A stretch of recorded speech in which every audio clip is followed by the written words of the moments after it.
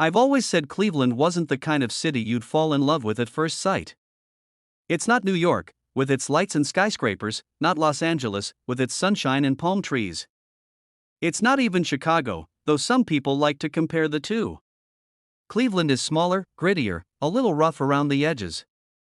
But it has a way of sneaking into your life and settling there, like a song you didn't like at first but then couldn't stop humming. I was 28 when I realized I'd spent almost my entire life here. Same blocks, same skyline, same winters that cut through your coat like a knife. Most of my high school friends had left for bigger places, New York, Seattle, some even overseas. I'd stayed. And for a long time, I thought that meant I'd failed at something, but that's not really the beginning. The beginning, I guess, is a Tuesday night in late March, when the streets were still slick from melting snow, and I was walking home from the diner where I worked part-time, wondering how the hell my life had ended up here. The city was quiet, in that eerie way it gets when most people are inside watching TV or pretending not to think about their regrets. The air smelled faintly of wet concrete and fried food, drifting from the fast food joint down the block. Streetlights buzzed, throwing halos of pale yellow onto the cracked sidewalks. And me? I was just another guy with tired shoes, trying not to think too hard about how empty my apartment felt. I should back up. My name's Daniel, though most people call me Danny. I was born here, raised here, went to Lincoln High, and dropped out of Cleveland State after 2 years.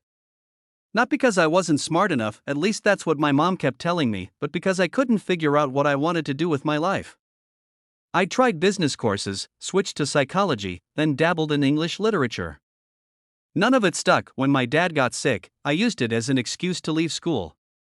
Said I wanted to help out, work more hours, be there for him. Truth was, I was already restless, itching for a reason to step off the treadmill of classes and student loans. After he passed, I never went back, and now, 6 years later, I was still here. Still working jobs that paid the rent but never much more. Still convincing myself that someday I'd figure out who I was supposed to be, and then there was her. But no, I'm getting ahead of myself. For that Tuesday night, I had $23 in my wallet, a late electric bill sitting on my kitchen counter, and a phone that buzzed more often with scam calls than actual friends. My mom had remarried and moved to Florida. My sister Gemma was in Denver chasing some startup dream with her boyfriend. Which meant, for the most part, I was alone, but not lonely. Not yet, anyway. I reached my building, an old 3-story brick box that smelled permanently of mildew and boiled cabbage. My neighbor, Mr. Alvarez, was sitting on the stoop with his oxygen tank, nodding to himself like he was keeping time with a song only he could hear. He gave me a little salute as I passed. "Evenin', Danny," he wheezed. "Evening, Mr. A." Inside, the stairwell lights flickered like a bad horror movie set. I climbed to the second floor, unlocked my door, and stepped into the silence of my apartment. It wasn't much: a couch that sagged in the middle, a kitchen table with one leg shorter than the others, and a bed that creaked every time I turned over. But it was mine. I tossed my jacket on the chair, pulled a beer from the fridge, and sat by the window. From there, I could see the corner of 14th Street, where the traffic light blinked red over an empty intersection. Sometimes I'd sit for hours, watching people come and go. Strangers heading home, lovers arguing, kids on bikes cutting across lanes like they were invincible. It was the only kind of TV I needed that night, though. The streets were quiet. I sipped my beer, thinking about nothing and everything all at once. My life felt like a stalled engine, humming but not moving forward, and then, my phone buzzed. It was a number I didn't recognize. Normally, I'd ignore it. But for some reason, maybe because I was bored or maybe because I wanted something, anything, to break the monotony, I picked up. "Hello?" There was a pause, then a voice, female, soft, uncertain. "Danny?" I frowned. "Yeah." "Who's this?" Another pause. I could hear faint street noise on the other end, like she was outside somewhere. Then she spoke again, barely above a whisper. It's me. Claire." And just like that, the past cracked open, spilling into my tiny apartment like a flood I wasn't prepared for. "Claire?" I said her name like a question, like I wasn't sure if my ears had tricked me. And honestly, I wasn't. It had been years. Too many years. On the other end of the line, there was a sharp inhale, the kind that catches in your throat when you're about to cry but refuse to let it show. "Yeah," she said finally. "It's me." I leaned back in my chair, the beer bottle sweating in my hand.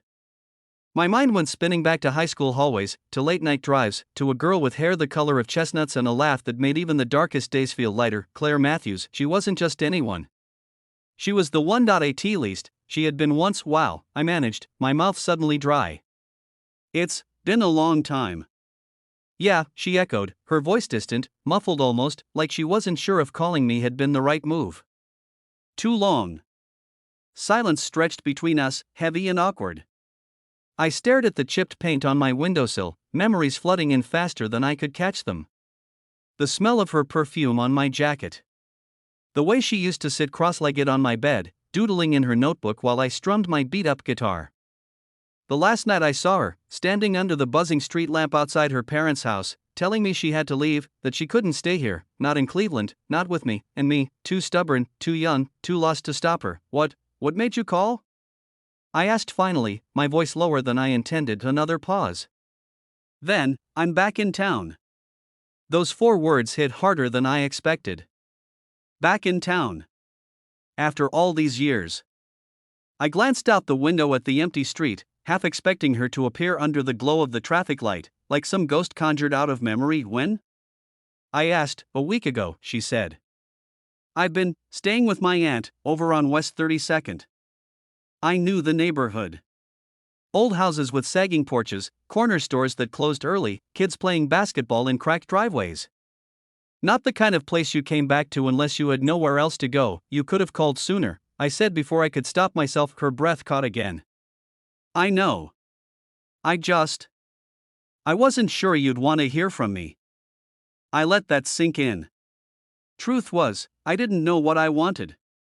Part of me wanted to hang up, to protect whatever fragile version of myself I'd built after she left. But another part, the bigger part, wanted to keep listening, to keep her voice in my ear just a little longer. I'm glad you did, I said finally. There was a long silence, but it wasn't as heavy this time. More like the kind of quiet you slip into when words aren't enough. Then she said softly, do you want to see me? I didn't sleep much that night. After we hung up, I lay in bed staring at the ceiling, every creak of the building magnified in the dark. My thoughts spun in circles, chasing each other like dogs that couldn't settle down. Claire. Back in Cleveland, when I finally drifted off, I dreamed of the summer after senior year, when everything felt like it was just beginning. We'd spend whole afternoons driving with the windows down, music blaring, the world ahead of us wide open. She'd talk about moving away, about studying art somewhere big, somewhere bold, somewhere that wasn't weighed down by rust and gray skies. I'd nod, pretending I wanted the same, but deep down, I couldn't imagine leaving. Cleveland wasn't perfect, but it was mine. It was us, until it wasn't. The day she left, she cried into my chest, whispering promises that felt too fragile to hold. I told her I'd wait. She told me she'd call. We both lied in our own ways, and now, years later, here she was. When my alarm went off the next morning, I sat up groggy, my chest tight with a mix of dread and hope. Work at the diner felt like a blur, the clatter of dishes, the smell of bacon grease, the same regulars arguing about baseball at the counter. I barely registered any of it. My mind was already in the evening, counting down to when I'd see her again, because of course I said yes. At 6:30 sharp, I stood on the corner of 14th and Euclid, hands shoved deep into my jacket pockets.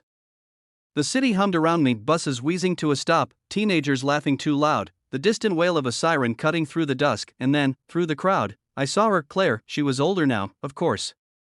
So was I. Her hair was shorter, darker, pulled back in a loose bun. She wore a denim jacket over a black dress, and she moved with a hesitance I didn't remember. But her eyes, those green eyes that had once undone me with a single glance, were the same. When she spotted me, she stopped for a heartbeat, like she needed to steady herself. Then she smiled. Tentative, but real. Hey, Danny. I swallowed, my throat suddenly tight. Hey. And just like that, the years between us collapsed, leaving only the question of what came next. Up close, she looked both exactly the same and entirely different. It's hard to explain, like recognizing a song you haven't heard in years. The melody's familiar, but the rhythm has changed. We stood there on the corner for a moment, traffic buzzing around us, people weaving past with shopping bags and coffee cups, none of them caring that my chest felt like it was caught between a vice and a warm embrace. You look good, I said finally, my voice rougher than I intended. She smiled, a small one that didn't quite reach her eyes. You don't. I blinked, then laughed a short, surprised burst. She laughed too, and for a second it was like nothing had changed, like we were 18 again, teasing each other by the lockers. Fair enough, I said. I've had better years. We started walking, not really planning where. Just moving, side by side, the way we used to. She smelled faintly of lavender, like she always had. Every step was loaded with memories I wasn't ready for but couldn't avoid, so I said after a block, "How long are you back for?" She hesitated. "I don't know yet." "Visiting?" "Something like that." She kept her gaze forward, her hands tucked into her jacket pockets. I wanted to push, to ask why she'd really come back, but I bit it back. If there's one thing I'd learned from losing her once, it's that sometimes pressing too hard only makes people run faster. Instead, I said, "You eaten yet?" She shook her head. "Good," I said. "There's a place I know. Cheap but decent." She smirked. "Sounds like you haven't changed much." "Guess not." The diner I took her to wasn't anything fancy, just a corner joint with neon lights that buzzed faintly and booths that stuck to your jeans if you weren't careful. I worked at another place across town, but this one had always been ours. Late nights, bottomless coffee, fries we split when we were broke and saving for concert tickets. The waitress, a middle-aged woman with tired eyes and a name tag that read Janice, led us to a booth near the window. Claire slid in first, her fingers tracing the edge of the table absent-mindedly. I sat across from her, suddenly hyper-aware of how small the booth felt, how close we were. "So," she said, studying me. "What's new, Danny?" I laughed, shaking my head. "New? Not much. Same job, same apartment, same city. I'm consistent, if nothing else." She raised an eyebrow. "Still playing guitar?" I shifted in my seat. "A little. Mostly for myself these days." "That's a shame," she said softly. "You were good." I shrugged. Compliments from Claire always carried more weight than they should. "And you?" I asked, leaning forward. "What about you? Where'd you go after, you know?" She looked down at her hands, picking at her nails. "Everywhere," she said finally. "Chicago for a while. Then Boston. A couple of years in Portland. I thought moving around would fix things." "Fix what?" Her eyes flicked up, meeting mine for just a second before darting away. "Everything." I wanted to reach across the table, to take her hand the way I used to when she got quiet like this. But I didn't. Too much time had passed. The rules were different now. The waitress came back, breaking the moment. We ordered burgers and fries, just like old times. When the food arrived, we ate in silence for a few minutes, the clink of silverware filling the gaps where words should have been. "Finally," she said, "I shouldn't have left the way I did." I froze, a fry halfway to my mouth. "I was scared," she went on. "Scared of staying, scared of leaving, scared of being stuck in one place forever." "You were safe. Too safe. And I didn't know what I wanted back then." I set the fry down, my appetite gone. "And now?" I asked carefully, her eyes lifted to mine, clear and unflinching. "Now I know I lost the only person who ever really knew me." The words hit me like a punch to the gut. My throat tightened, my chest aching with something I couldn't name. I wanted to be angry. I wanted to tell her she didn't get to say things like that after all these years. But the truth was, hearing it still mattered. "Too much, Claire," I started, but the words tangled in my mouth. She leaned back, her expression unreadable. "I'm not saying I came back to pick up where we left off. I just needed to see you. Needed to know if." She stopped, shook her head. "Never mind." I let the silence stretch, my mind buzzing with questions I wasn't sure I wanted answers to. Outside the window, the streetlights flickered on, casting everything in that familiar yellow glow. The city was moving, alive, indifferent to the two people inside a diner trying to make sense of the past and me. I realized I was standing on the edge of something, a choice, a chance, maybe even a mistake waiting to happen. I just didn't know which yet. We left the diner just past 8, the sky already sunk into night. Cleveland nights in early spring are sharp, the kind that creep under your jacket no matter how tightly you pull it closed. Claire walked beside me, her arms folded, her gaze fixed straight ahead. I wanted to ask her 100 things. Why now? Why me? Why come back at all? But something about her silence told me the answers wouldn't come easily, so I said instead, stuffing my hands deeper into my pockets, "How long are you planning on staying with your aunt?" She shrugged, a small lift of her shoulders. "A while. Until I figure things out." That was classic Claire, vague, evasive, always carrying something beneath the surface. Back then, I used to joke she was like a novel with half the pages missing. You could follow the story, but there were always gaps, always mysteries. And maybe that's what drew me in the first time. Maybe it still did. We reached the corner where the streetlights hummed, casting long shadows across cracked pavement. She stopped, turning toward me. "Danny," she said softly, "yeah?" I don't know if this was a mistake. I blinked. "What do you mean?" "Calling you. Seeing you again." I wasn't sure if it would help, or if it would just open old wounds.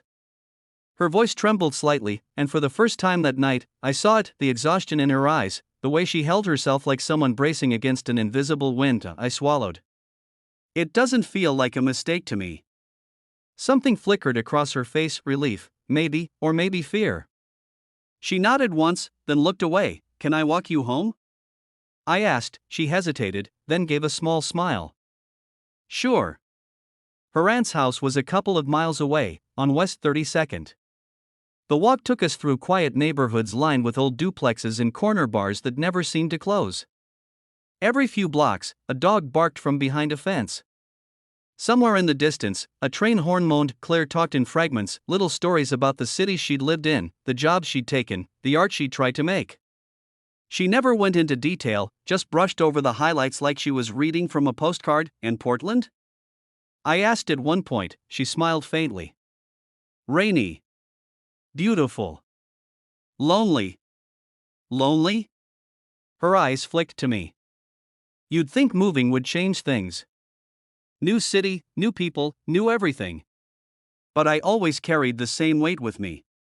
No matter where I went." I wanted to ask what that weight was, but I held back. Some things, you have to let people offer on their own. When we reached her aunt's street, she stopped at the foot of the driveway. The house was small, paint peeling from the shutters, a single porch light casting a weak glow. "This is me," she said, turning to face me. I nodded. "So, can I see you again?" Her lips parted, like she wanted to say yes immediately. But then she hesitated, chewing on the inside of her cheek. "I don't know," she whispered. "I want to. But I don't want to hurt you again." Something in my chest tightened, but I forced a smile. "I'll risk it." She looked at me for a long moment, her green eyes searching mine, like she was trying to decide if I was the same boy she left behind or someone else entirely. Finally, she reached out, brushed her fingers against my hand, just the lightest touch, and then pulled back. "Good night, Danny."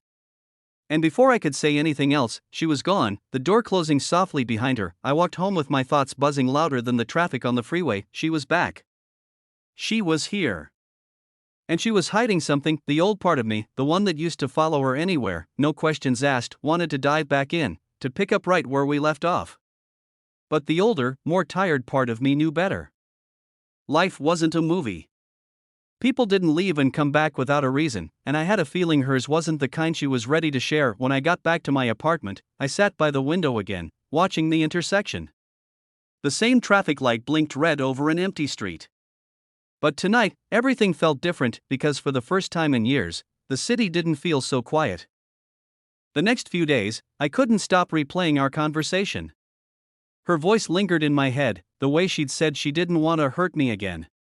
The way she'd looked at me, like she was standing on the edge of something she wasn't ready to name. Work at the diner felt even more pointless than usual.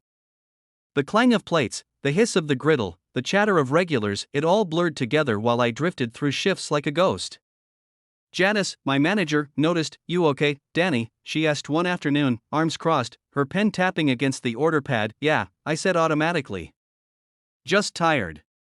She gave me a long look, the kind people give when they know you're lying but don't care enough to press. "Drink some coffee. You look like hell." I chuckled, shook my head, and went back to refilling a customer's soda.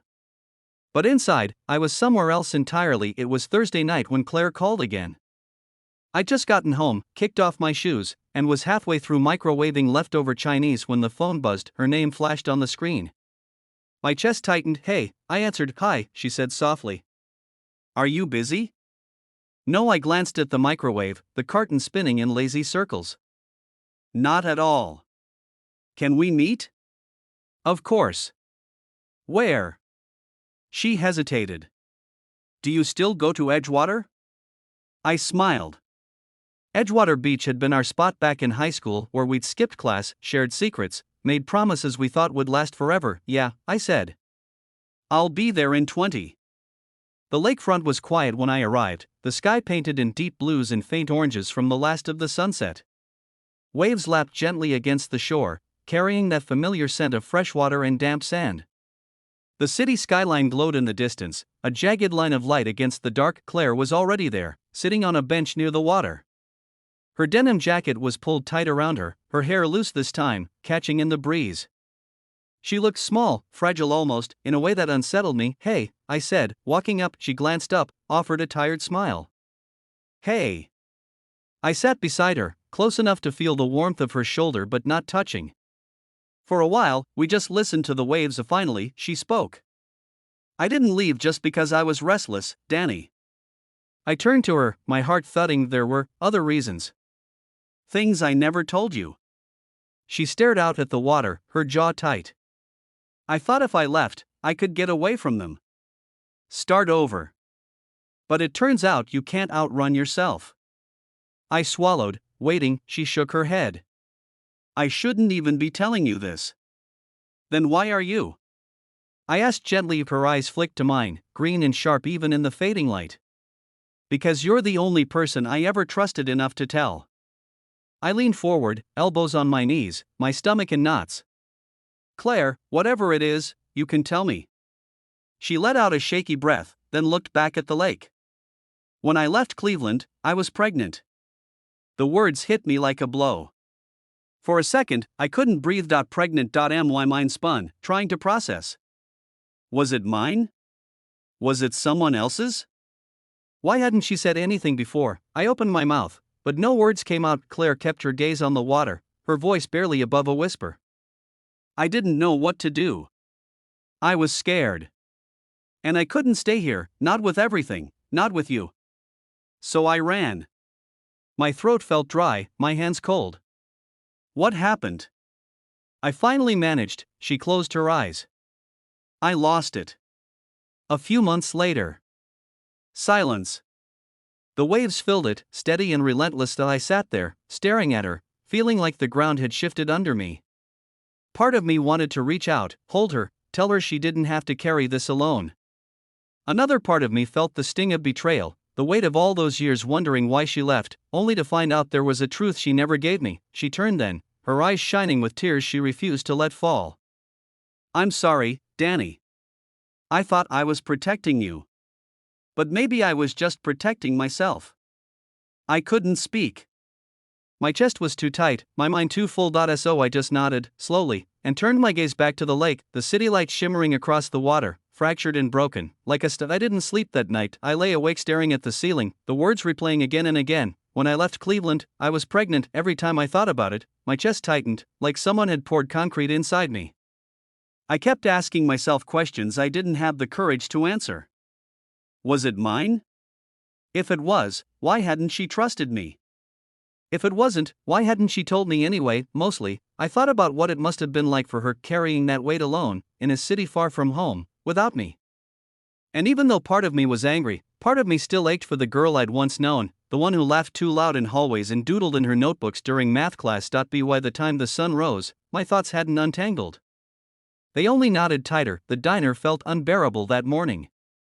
Every sizzle of bacon, every clatter of silverware grated on my nerves. Janice noticed again. "You need a day off," she muttered, handing me a stack of plates. "Can't afford it," I muttered back. She sighed, shaking her head, but didn't push. I slogged through the shift, plastering on fake smiles, refilling coffee cups, pretending I wasn't falling apart inside. The moment my apron came off, I walked out the back door, lit a cigarette I didn't really want, and leaned against the brick wall. Of the cold air burned my lungs, and then my phone buzzed. Claire, and I stared at the screen, debating. Part of me wanted to ignore it, to build a wall before I drowned any deeper.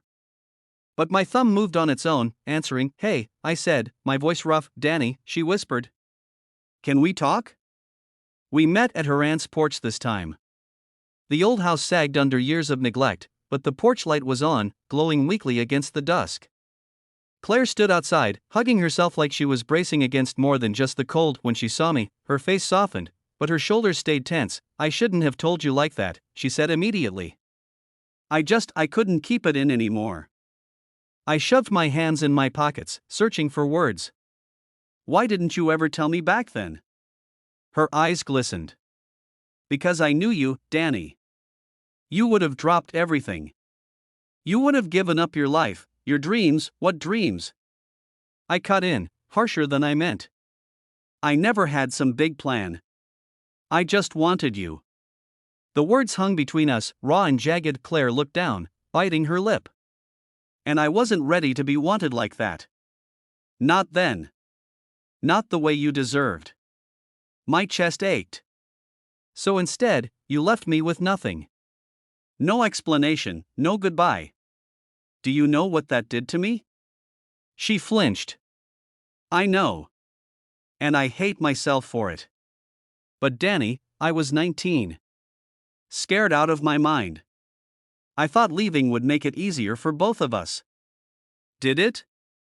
I asked. She met my eyes, her voice breaking. No. It ruined me. Silence swallowed us. A car drove past, headlights sweeping over the cracked sidewalk.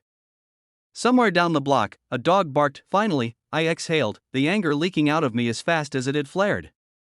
So why now? Why come back? She hesitated, hugging her jacket tighter. Because I couldn't carry it anymore. Not alone. And because I missed you.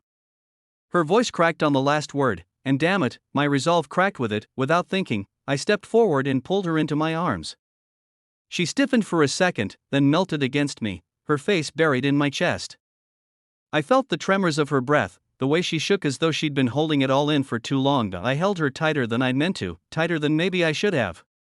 Because despite everything, despite the years and the lies and the wounds, part of me still remembered exactly how she fit against me, and that part of me wasn't ready to let go. That night, as I walked back to my apartment, I knew two things for sure. One, Claire had come back with ghosts that weren't done haunting her. Point two. And whether it was smart or not, I was already letting those ghosts haunt me too. The next evening, she called again. Her voice was steadier this time, though there was still that undertone, like every word cost her more than she wanted me to know. Do you want to come over? She asked. I hesitated.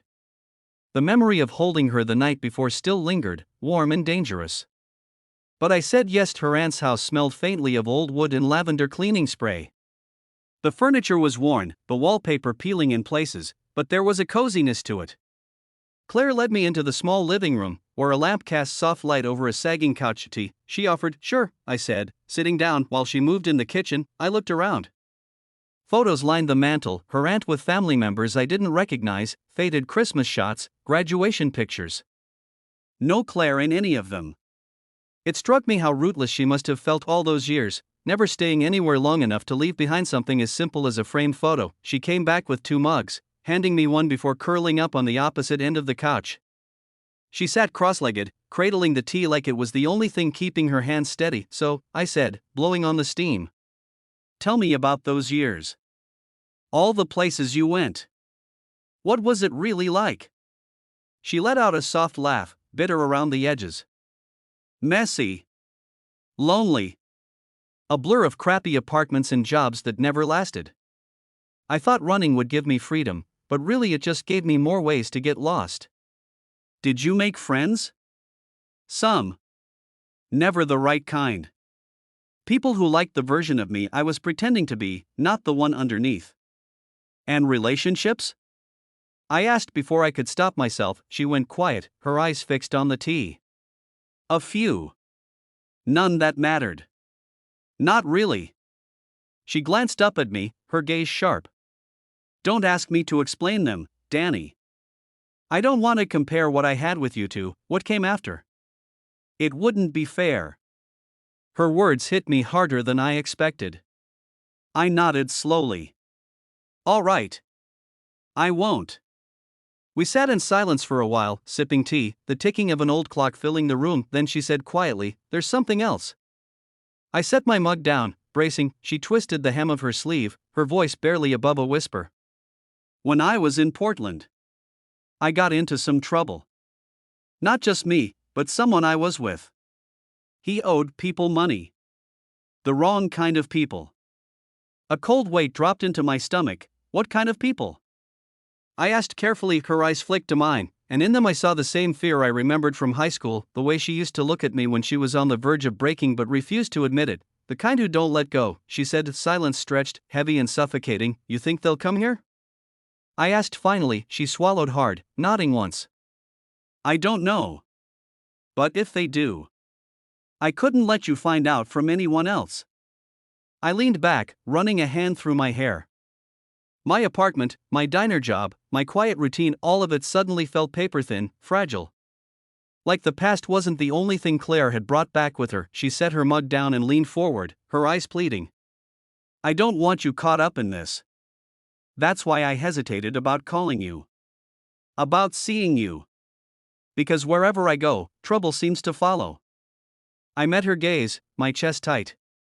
Claire, you already brought me into it the moment you came back.